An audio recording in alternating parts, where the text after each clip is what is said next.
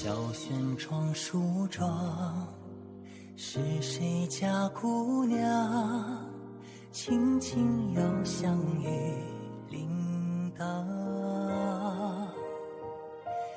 愿晚风送霜，愿凄尽天光，你是枕边月色微凉。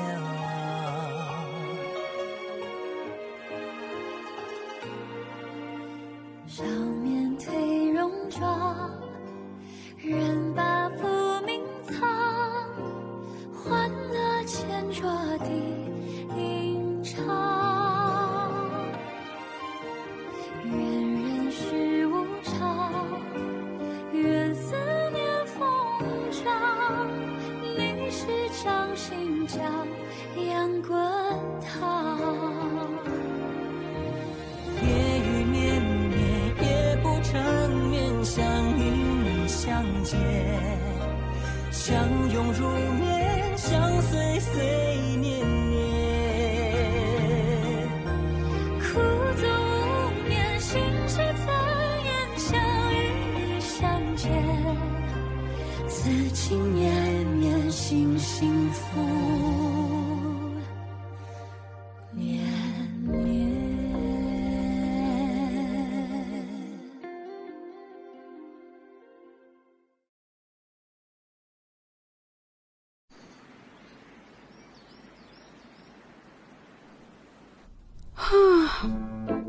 ఇప్పుడు నాకు ఎంతో ప్రశాంతంగా ఉంది. నీకు తెలీదు, నేను అక్కడ చచ్చిన సేవలో బ్రతకాను తెలుసా? నువ్వు మారిపోవడం అతను చూసాడా? బహుశా చూడలేదేమో. ఎందుకంత సందేహం? ఖచ్చితంగా చెప్పలేను.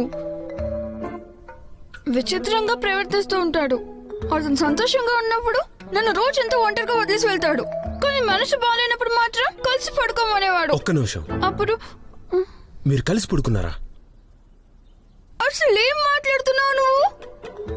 తనంటే నాకు అసహ్యం. నేనెలా పడుకుంటాను? అక్కడ ఉండాలని లేదు కదా. అది పారిపోతాను. అలా చేయొద్దు, నువ్విక్కడే ఉండు. ఒకవేళ తను వస్తే అడ్డుకుంటాను. వద్దొద్దు, నువ్వు జోక్యం చేసుకోవద్దు. విద్యాభ్యాసం పేరుతో ఇన్నాళ్ళు చాలా దూరంగా ఉన్నా.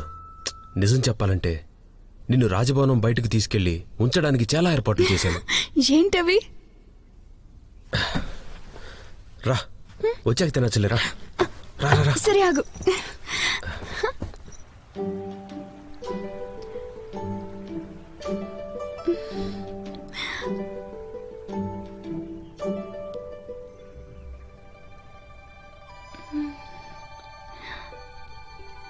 ఈ భవనం ఎవరిది? ఈ భవనం నేను నీకోసమే కొత్తగా నిర్మించాను. మొదటిసారి నీ నిశ్చితార్థం రద్దయ్యాక నువ్వు ఉండడానికి ఈ భవనాన్ని ఏర్పాటు చేశాను. తీయండి.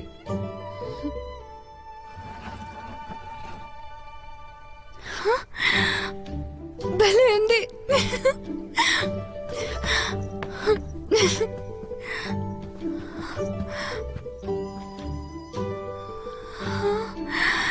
ఎంత బాగుందో.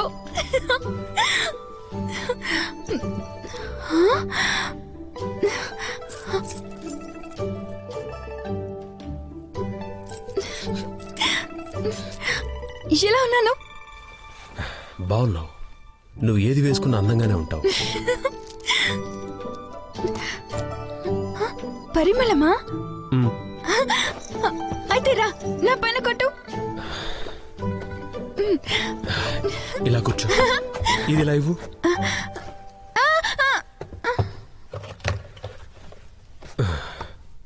ఇవిగో, ఇవి పెట్టుకో.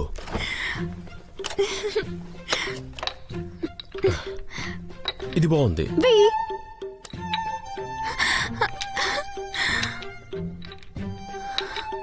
వామ్మో, నిజంగా చాలా బాగుంది. ఇంత డబ్బు నీకులా వచ్చింది? నేను వ్యాపారం చేసి సంపాదించాను. నువ్వు పాఠశాలలో చదువుకున్నావు కదా? పాఠశాలలో చదువు నాకు చాలా సులభం. అందుకే నేను ఖాళీ సమయంలో వ్యాపారం చేశాను. ఒకప్పుడు మనం చాలా పేదవాళ్ళం, అందుకే అందరూ ఎగతాళి చేసేవాళ్ళు. కానీ ఇప్పుడు అలా కాదు. ఈ విషయం మన నాన్నగారికి తెలుసా? అయినా నువ్వు ఖాళీగా తిరుగుతున్నావు అనుకుంటున్నారు. మన నాన్నగారు ఎప్పుడూ కూడా మొదటి భార్య గురించి ఎక్కువగా ఆలోచిస్తారు. మనల్ని అంతగా పట్టించుకునేవారు కాదు. నాకున్నది కేవలం నువ్వు ఒక్కదానివే. ఇది నాకు చిన్నతనం నుంచి తెలుసు. సొంత వాళ్ళం మనిద్దరమే.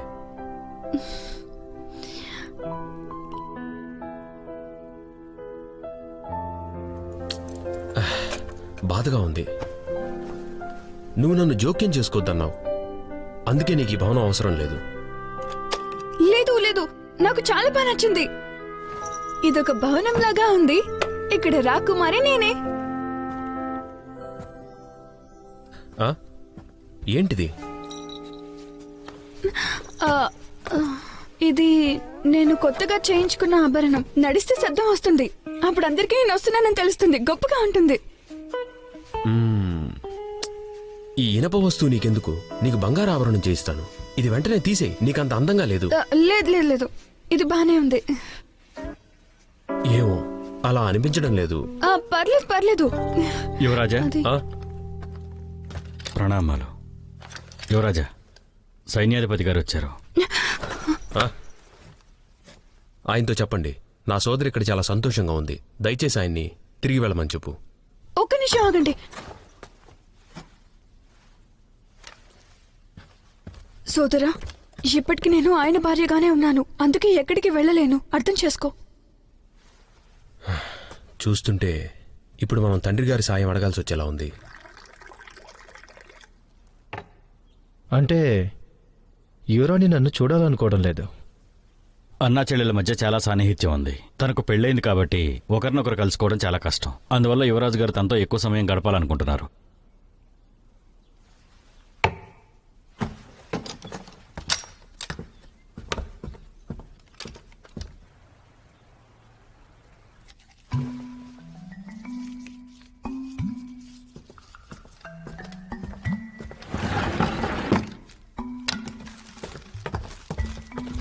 ఆగండి. మీ అమ్మా నాన్నలు చెప్పలేదా ఎవరింటికైనా వెళ్లే ముందు వాళ్ళకి సమాచారం ఇవ్వాలని? ఇంతకుముందు మీరు కూడా ఇలాగే చేశారు. అకస్మాత్తుగా వచ్చి తన్ని తీసుకుని వెళ్లారు. తన ఆరోగ్యం బాలేదు. అందుకే కొన్ని నెలల పాటు ఇక్కడే ఉంటుంది. మీరు తరువాత రండి. అవునా? నీ ఆరోగ్యం బాలేదా? కొందరు దుండగులు రాజభవనంలో దాడి చేశారు. ఆ గాయాలు ఇంకా తగ్గలేదు. గుర్రపు స్వారీ వల్ల జలుబు చేసింది. దయచేసి నన్ను క్షమించండి. నీ గాయాలు తగ్గాలంటే నువ్వు నా భవనంలో చికిత్స పొందాలి. అక్కడ విశ్రాంతి తీసుకోవాలి. రా, మనం వెళ్దాం. మీ ప్రాంతంలో చలి చాలా ఎక్కువగా ఉంది. తనిప్పుడు వస్తే ఆరోగ్యం ఇంకా పాడవుతుంది. నా భవనంలో అన్నీ ఉన్నాయి. ఇక్కడ రుచికరమైన తేనీరుంది. తనకి వెచ్చదనమిచ్చే ఖరీదైన దుప్పట్లున్నాయి. అన్ని రకాల పండ్ల రసాలు అందుబాటులో ఉన్నాయి. తన సౌకర్యాలన్నీ ఇక్కడున్నాయి. ఈ ఇంట్లో ఉంటే తొందరగా కోలుకుంటుంది. కానీ మీ భవనంలో నా సోదరికి నచ్చేటువంటి ఒక్క వస్తువు కూడా లేదు. ఇంకా జబ్బెలా తగ్గుతుంది? నిజంగా నాతో రావాలనుకోవట్లేదా? నేను కోలుకున్నాకొస్తాను. అలా అయితే కొంతమంది రాజవైద్యులని పంపమని మహారాజు గారిని అడుగుతాను. యువరాణి కోసం. అసలు తన రోగమేంటో నాకు కూడా తెలుసుకోవాలనుంది. నాన్నగారి పేరుతో భయపెడుతున్నావా? మీ ఉద్దేశం ఏంటి? ఆయన ఆదేశాలను మీరు లెక్క చేయరా?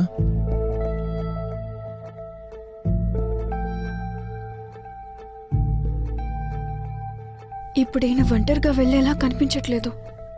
కాబట్టి తనతో వాదించినా లాభం లేదు.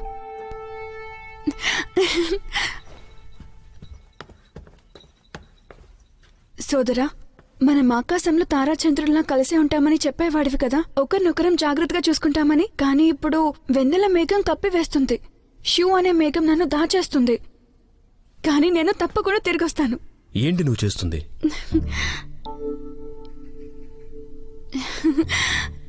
షియా, మా సోదరుడిని చూడ్డానికి వచ్చాను. ఇప్పుడు మీతో వచ్చేస్తాను.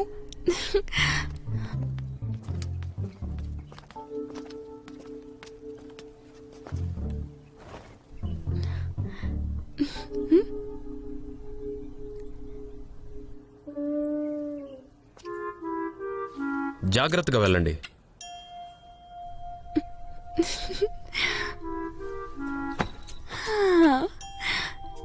నా సోదరుడు చాలా తెలివైనవాడు. జరుగు.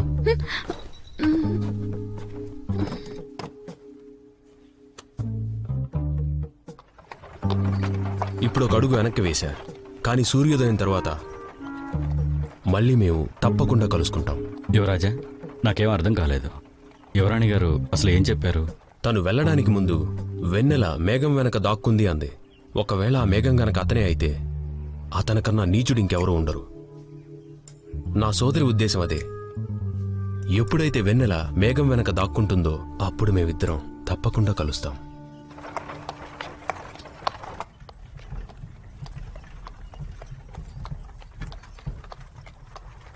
గుర్రపు స్వారీ చేస్తూ ఉండే మీరు ఇక్కడికెందుకు వచ్చారు? అందుకు కారణం నువ్వు మళ్ళీ మళ్ళీ కిటికీలో నుంచి పారిపోకూడదని. ఏంటి పరిహాసం చేస్తున్నారా? మీతో వస్తానని చెప్పాను కదా, ఇప్పుడు వస్తున్నాను కూడా. నేను మాట మీద నిలబడతాను.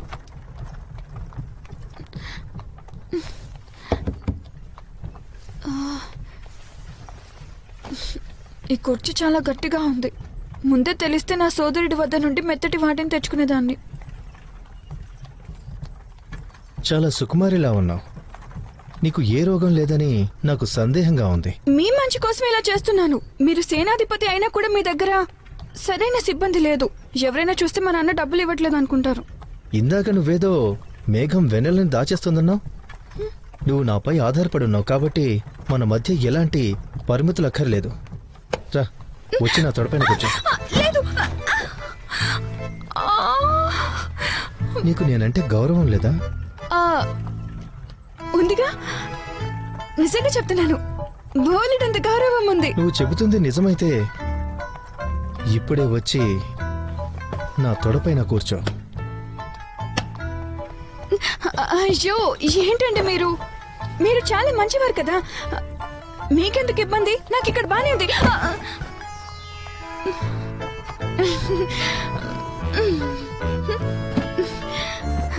మీ సోదరుడి ఇంట్లో ఉండే కుర్చీల కంటే కూడానా? అవును, ఇవి చాలా సౌకర్యంగా ఉన్నాయి.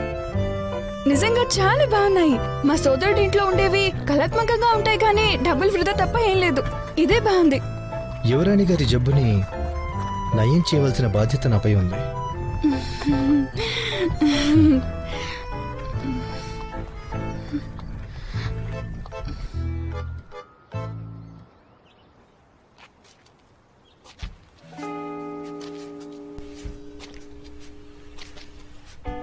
రాణిగారు బాగా నడుస్తున్నారు.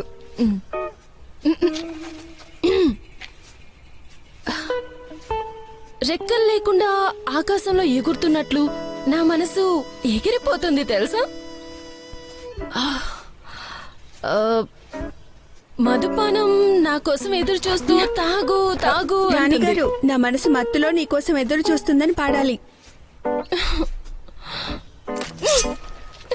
దీనంతటి కారణం అదే. ఆ యువరాణి నా శత్రువు. దాన్ని వదలకూడదు. సైన్యాధిపతికి నాపై ఇష్టం కలగడం కోసం నేను ఈ కవిత్వాలు రాయాల్సి వస్తుంది. నువ్వు చచ్చిపో. అయ్యో రాణిగారు, ఆపండి. ఈ మొక్కలంటే ఆయనకి చాలా ఇష్టం కదా. అవునులే, సైన్యాధిపతికి మొక్కలంటే ఇష్టం. ఇలాంటివి ఇంకా చాలా పంపిస్తాను. అప్పుడే నన్ను ఇంకా ఇష్టపడతాడు. నేను చెప్పింది నిజమే కదా. ప్రభు, ప్రభు, యువరాణి గారు స్పృహలోకి వచ్చారు. ఎప్పుడొచ్చారు? ఈ విషయం ముందే నాకెందుకు చెప్పలేదు? సేనాపతి భవనం దీన్ని రహస్యంగా దాచించింది. యువరాణిని గనక తన సోదరుడు యుద్ధ విద్యలు సాధన చేసే ప్రాంతం నుండి తీసుకువెళ్ళకపోతే అసలు ఈ విషయం కూడా తెలిసేది కాదు. మహారాజు గారికి ఈ విషయం తెలుసా? లేదు, ఇంకా వారికి ఈ విషయం చెప్పలేదు ప్రభు. మహారాజు దాడి చేసిన దుండగులను కనిపెట్టాలనుకున్నాడు. వాళ్ళని ప్రత్యక్షంగా చూసింది యువరాణి మాత్రమే. యువరాణి స్పృహలోకి వచ్చింది, కానీ ఈ విషయం జూయావో ఇంకా మహారాజు తెలియజేయలేదు. ఖచ్చితంగా ఏదో జరుగుతుంది. ఈ పరిస్థితిని ఉపయోగించుకొని మనం ఆ సేనాధిపతి స్థాయిని తగ్గించడానికి ప్రయత్నం చేద్దాం. అప్పుడు మీకు ఎలాంటి బాధలు ఉండవు. సరే, నువ్వు కూడా నాతో పట్రా. అలాగే.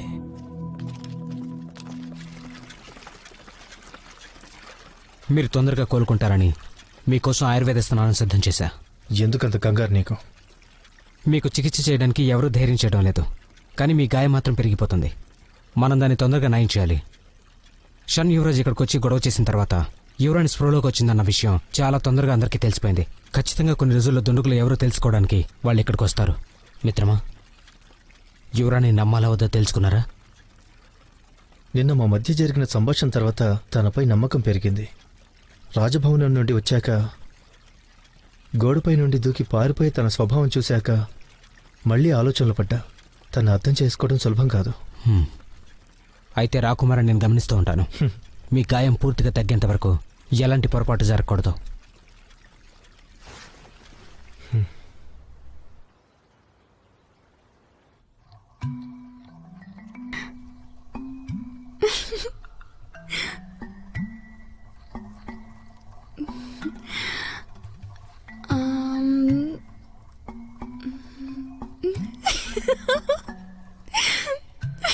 యువరాణి, మహారాజు గారికి మీరు సాయం కావాలని కదా ఉత్తరం రాస్తున్నారు. మరెందుకు నవ్వుతున్నారు? ఏడవడం వల్ల లాభం లేదు. మా నాన్నగారికి ఇప్పుడు నేను ఏదో ఒకటి చేయాలి. అప్పుడే నేను ఆయన వైపు ఉన్నానని ఆయనకి బాగా అర్థమవుతుంది. అసలు ఉత్తరం ఎందుకు రాస్తున్నారు? దా, ఇదిగో నా ఉత్తరం చదువు. ఎలా రాశానో చెప్పు. ఎలా ఉంది? ఇది చాలా దారుణంగా ఉంది. అవును, సేనాధిపతి నిజంగానే అంత దుర్మార్గమైన వ్యక్తా?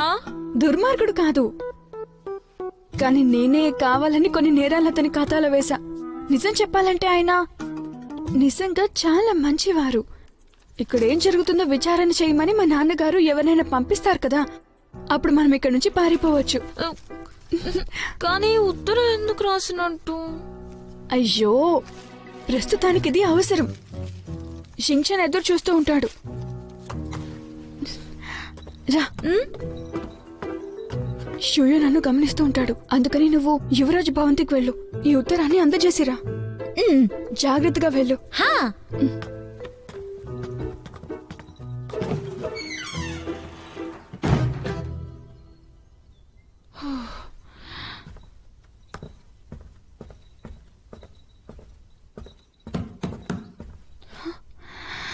అయ్యో అయ్యో పిచ్చిదానా, మళ్ళీ ఏం మర్చిపోయావని వెనక్కొచ్చావు? రాకుమారి, ప్రణామాలు. మీరు ఎప్పటి వరకు ఎవరితో మాట్లాడుతున్నారు? ఎవరు లేరు. ఎవరు లేరా? సరే, నీ స్నేహితురాలు ఎక్కడా? నాకు ఆకలేస్తుంది, అందుకని వంటగది నుండి ఏమైనా తీసుకురమ్మని పంపించాను. అలాగా? నువ్వు ఇక్కడే ఉండు. అలాగే. ఇక నువ్వు వంటగదికి వెళ్ళి తను ఉందో లేదో చూడు. అలాగే. ఆగండి. వంటగదిలోకి వెళ్తే నిజం తెలిసిపోతుంది. అందుకని నేనే ఎలా అయినా వాళ్ళ దృష్టి మార్చాలి. మీ నన్ను షూయో దగ్గరికి తీసుకువెళ్తారా లేదా? రాకుమారి, ఈ కారణంగా మీరు ఇక్కడ నుండి పారిపోకూడదని మేము చాలా బలంగా కోరుకుంటున్నాం. ఈ విషయం గురించి మేమిద్దరం ఒప్పందం చేసుకున్నాం. మీరు నన్ను నమ్మకపోతే స్వయంగా వెళ్ళి మనమే అడిగేద్దాం. పదండి.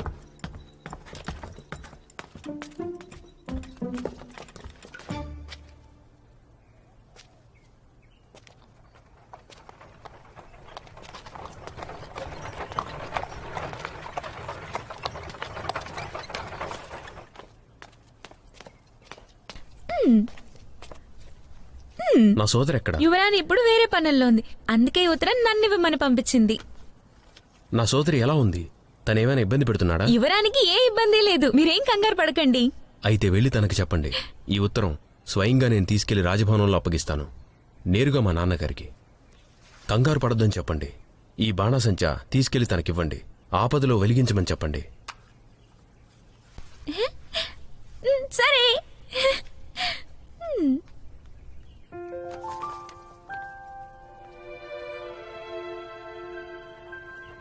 తొందరలో నేను వచ్చేస్తాను. నీకు తప్పకుండా స్వేచ్ఛ లభిస్తుంది. తను స్నానం చేస్తున్నాడు. ఒక్క నిమిషం ఆగండి. వెళ్ళాలి. అయ్యో, ఇప్పుడు నేను తిరిగి వెళ్తే నా స్నేహితురాలు బయటకు వెళ్ళిందని వీళ్ళు కనిపెట్టేస్తారు. యువరాణి, ఏంటి విషయం? మీరిక్కడే ఉంటారా? మేమిద్దరం కాసేపు ఏకాంతంగా మాట్లాడుకోవాలనుకుంటున్నా. నన్ను తప్పుగా అర్థం చేసుకోవద్దు యువరాణి. శివ గారు, మీరే చెప్పండి మీ మనిషికి. చివరిసారి మనం బండిలో వచ్చినప్పుడు మీరు నాకు ప్రమాణం చేశారు కదా. యువరాణి, వారు విశ్రాంతి తీసుకుంటున్నారు. అవునా కదా? చెప్పండి. ఇక చాలు, నువ్వు ఇక్కడి నుంచి వెళ్ళు. వెళ్ళు. సరే, నేను వెళ్తున్నాను సోదరా. ఇంకా ఇక్కడే ఉన్నావేంటి? అది మీరు స్నానం చేస్తున్నారు కదా, నేను మీకు కాస్త సహాయం చేస్తాను.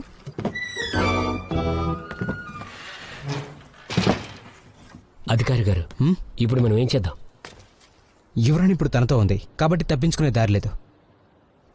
తను చెప్పినట్టుగానే చేద్దాం. సరే.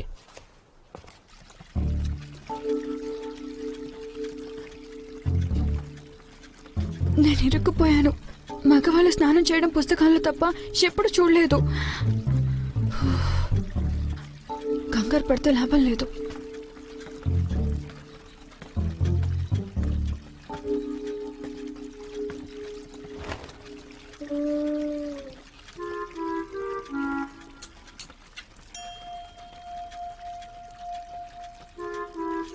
తుండుగుడ్డ ఇలా ఇవ్వు.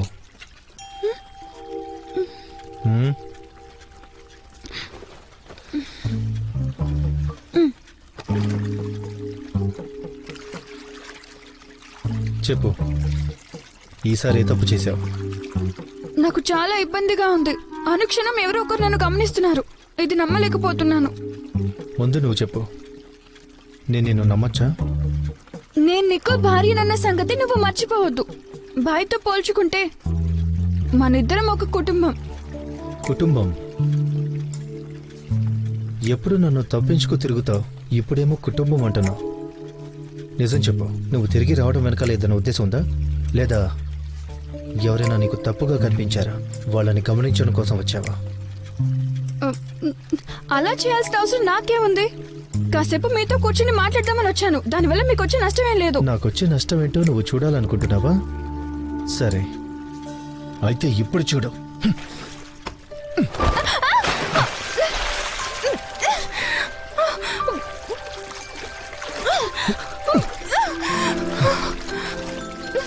చూడు, చూస్తానన్నావుగా, ఇప్పుడు చూడు, బాగా చూడు.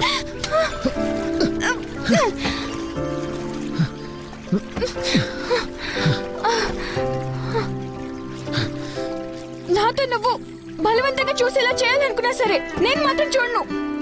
నువ్వు అసలు నన్ను గమనించడం కోసమే కదా ఇక్కడికి వచ్చింది. దగ్గరికి రావద్దు. అమ్మ నాతో చెప్పింది, పెళ్లికి ముందు అమ్మాయిలు చూడకూడని దృశ్యాలు చూస్తే గనక ఖచ్చితంగా జబ్బు పడతారని. కళ్ళు పోయేలా ఉన్నాయి నాకు. కానీ మనకు పెళ్ళయింది. నువ్వు ఏదైనా సరే చూడొచ్చు. ఏమంటావు? ఇక్కడి నుంచి వెళ్ళిపోవాలనుకుంటున్నావా? నిర్ణయం తీసుకోలేకపోతున్నాను. మిత్రమా, సూగారు వచ్చారు. తను వచ్చింది ఖచ్చితంగా నీకోసమే. నేను చెప్పింది నీకు బాగా గుర్తుంది కదా, ఏం మాట్లాడాలో ఏం మాట్లాడకూడదా?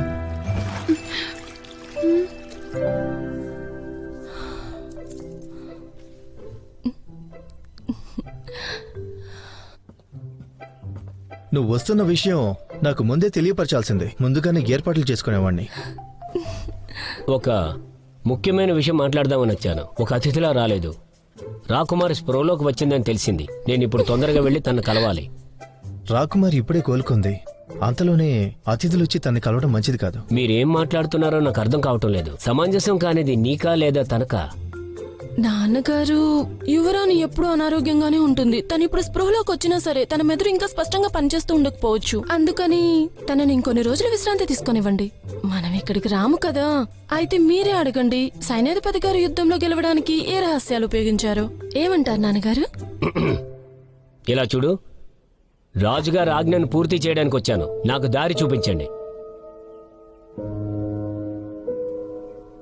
ఇంతసేపు స్నానం చేసినా కూడా మంచి పరిమళం రావట్లేదేంటి?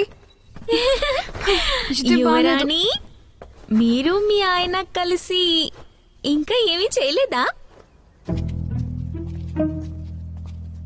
నేను వచ్చే వరకు నువ్వు బయటే ఉండు. తను లోపలికి రాకుండా జాగ్రత్తగా చూడు. నాన్నగారు, యువరాణి ఎలా ఉంటుందో నేను కూడా చూడాలనుకుంటున్నాను. ముఖ్యమైన పని కోసం వచ్చాను. ఇక్కడే ఉండు. నువ్వు వెళ్ళిన విషయం తెలియకుండా ఉండడానికి నేను ఈ ఉపాయం ఆలోచించాను. నాకు అర్థమైందిలేండి, మీరేం కంగారు పడకండి. నేను యువరాణి గారిని చూడడానికి ఇక్కడికి వచ్చాను. వాళ్ళు వచ్చినట్టున్నారు. యువరాణి, వాళ్ళిద్దరి మధ్యలో శత్రుత్వం ఉన్నట్టు అనిపిస్తుంది నాకు. నీకు అర్థం కావడం లేదు. శత్రువుకి శత్రువు మనకు మిత్రుడే అవుతాడు. కానీ ఇప్పుడు ఆయన నేను చెప్పే సందేశం మా నాన్నగారికి చెప్తారో లేదో. సరే, నువ్వు వెళ్ళి తలుపుతాయి. హలో.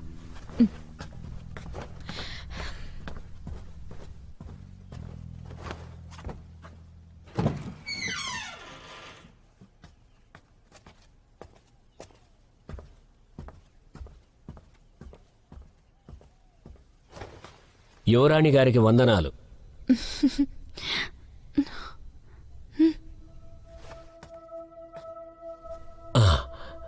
మీరేం కంగారు పడకండి. మహారాజు గారి ఆజ్ఞ ప్రకారం ఇక్కడికి వచ్చాను.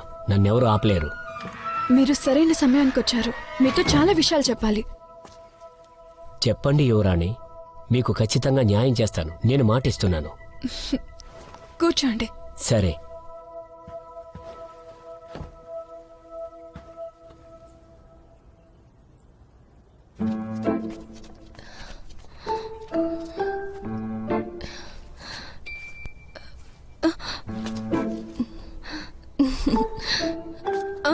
అయ్యయ్యో అయ్యయ్యో, ఆగండి ఆగండి.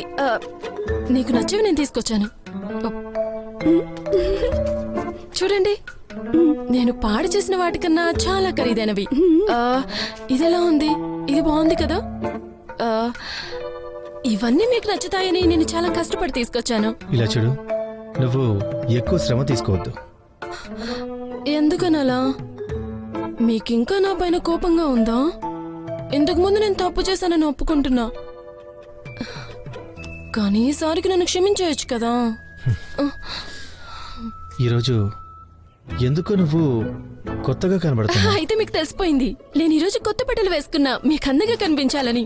నా గురించి మీరు చాలా శ్రద్ధ తీసుకుంటారని నాకు తెలుసు. ఈ మధ్య నేను కొన్ని కవిత్వాలు కూడా రాశాను. అవి మీకు చదివి వినిపించమంటారా? పచ్చని అడవుల్లో 2 ఆకుపచ్చ చిలుకలు పాటలు పాడుతున్నాయి. నీలి ఆకాశంలో 2 తెల్లటి పావురాలు ఎగురుతున్నాయి. నువ్వు బాగా కష్టపడుతున్నావు. చిన్నతనంలోనే నేను నా మాతృభూమికి తిరిగి వచ్చాను.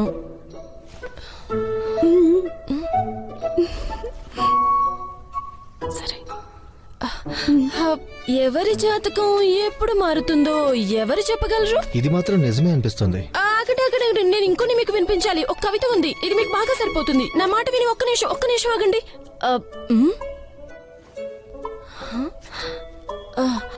ఒక పదునైన కత్తి ఏం చేయగలదో మీకు తెలుసా? శత్రువుల కంఠం నరికి సింహాసనాన్ని. నేను చెప్పినవన్నీ మీకు అర్థమయ్యాయి కదా? నాతో చాలా విషయాలు చెప్పారు. మీరు ఎప్పుడైనా ఆ శవాల్ని చూశారా? నిజంగా తనే వాళ్ళని చంపాడంటారా? అది నేను ఖచ్చితంగా చెప్పలేను. మీరు వెనక పెరట్లో తవ్వితే మీరు శవాల్ని కనిపెట్టొచ్చు. మీరు స్ప్రో కోల్పోయే ముందు ఏం చూసారో గుర్తు చేసుకోగలరా? జియోయావోకి ఆ రోజు వచ్చిన దుండుగులతో ఏదైనా సంబంధం ఉంటుందా? ఉంది, తనకి సంబంధం ఉంది. నేను స్ప్రోలోకి వచ్చిన విషయం అతను ఎవరితోనూ ఎందుకు చెప్పడం లేదో తెలుసా? మీకు గుర్తున్నదంతా చెప్పండి. ఇలా చూడండి, ఈ విషయం మీ ఒక్కరికే చెప్తున్నాను. షూయో కూడా వాళ్ళ కోసం వెతుకుతున్నాడు. ముందుగా వాళ్ళని తనే పట్టుకోవాలనుకుంటున్నాడు. మీరు చెప్పాలనుకున్న విషయం ఇదేనా? ఇది చాలా ముఖ్యమైన విషయం. ఆలోచించండి, మీరిద్దరు వెతుకుతున్నది ఆ దుండగుల కోసమే. అతను కనుక ముందే కనిపెడితే మీరు ఓడిపోయినట్లే అవుతుంది. అది మీకు దక్కాల్సిన గౌరవం అతనికి దక్కుతుంది. ఈ విషయం తెలిపినందుకు ధన్యవాదాలు. బాగా ఆలోచించండి, ఇది చాలా ముఖ్యమైన విషయం. మీకన్నా ముందుగా షూయో దుండగుల్ని పట్టుకోకూడదు. ఎందుకో మళ్ళీ కోప్పడుతున్నావు? నీకోసం కవిత్వాలు రాసి వినిపించినందుకో? అయితే నన్ను క్షమిస్తావని అనుకుంటున్నాను. చివరిసారి ఏం జరిగిందో నేను అసలు పట్టించుకోను. ఒక విషయం చెప్పండి, మీరు ఎందుకు పట్టించుకోరు? ఆ సమయంలో మన ఇద్దరం మంచి స్నేహితులుగా ఉండేవాళ్ళం తెలుసా? మన బంధాన్ని మొక్కలతో ఎందుకు పోలుస్తున్నారు? అవి సులభంగా అంతమవుతాయి తెలుసా?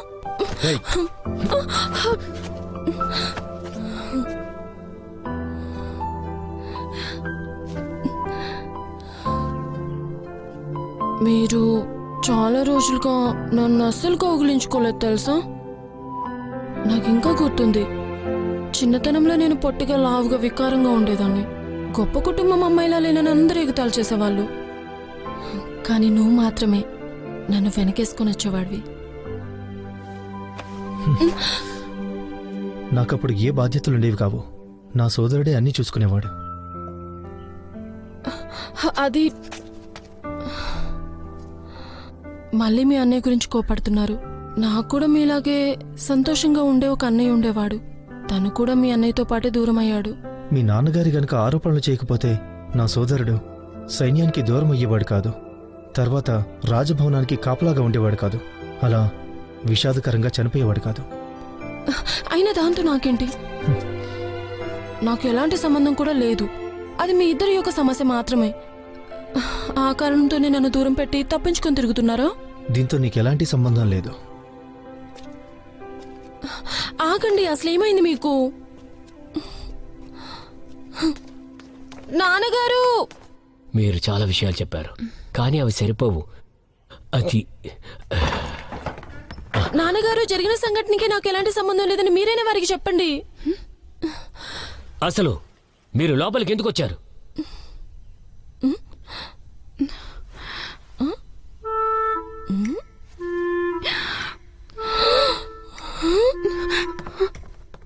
ఈ అమ్మాయి నీ కూతురా? అవును యువరాణి. ఏయ్ దొంగ పని మనిషి, ఇంతకు ముందు నన్ను తప్పించుకుని వెళ్ళావు కదా, అందుకు నీకు శిక్ష విధించాల్సిందే. ఏం మాట్లాడుతున్నావు? యువరాణితో మాట్లాడే పద్ధతి ఇదేనా? యువరాణి అంటే అంటే ఆ రాక్షసి యువరాణి నువ్వే అనమాట. చేయించు, చేయించు, మోకాళ్ళపై కూర్చో. అలాగే కూర్చోనుండు. ఈ అమ్మాయితో నాకు ప్రత్యేకమైన సంబంధం ఉంది, అందుకని ఈ మర్యాదలు ఇప్పుడు అవసరం లేదు. నీకు మర్యాదలు చేయడం నాకు అస్సలు ఇష్టం లేదు. యువరాణితో ఎందుకు అలా మాట్లాడుతున్నావు? పర్లేదు, తనలో ఉన్న అమాయకత్వం నాకు చాలా బాగా నచ్చింది. ఒకసారి మీరు పైకి లేస్తారా? నేను లెగను. ఇలా ఉండడమే నాకు చాలా బాగుంది. ఇలాంటి మంచి మాటలు నాతో చెప్పొద్దు, నాకు అర్హత కూడా లేదులే. ఇప్పుడు నిలబడితే నేను కింద పడిపోవచ్చు.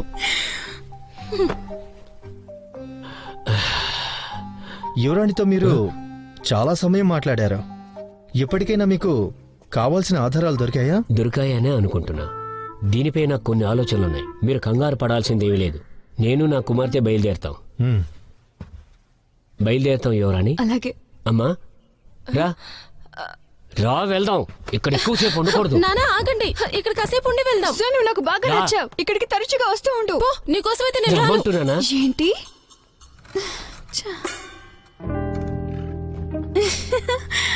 శివ్ గారు, మీరు ఇక్కడేం చేస్తున్నారు? దుండగులను పట్టుకోవడంలో ఆయనకి సహాయం చేస్తున్నట్లున్నావు.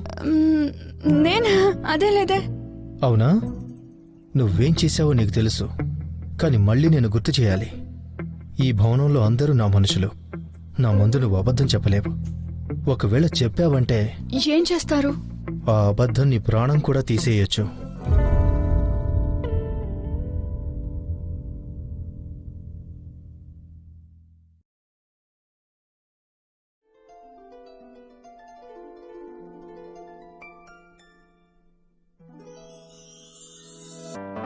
说什么惹你生气了？那句话能哄你回家，怕下雨打湿你头发。要怎么才是温柔啊？我睡不醒的小尾巴，捂着嘴舌在头上吗？张牙舞爪的你啊，一条粘人小尾巴，睡不着的小牵挂。晚霞爬过树枝呀，盛夏穿过绿篱笆，我想到你肩膀吗？这眼泪都是牵挂，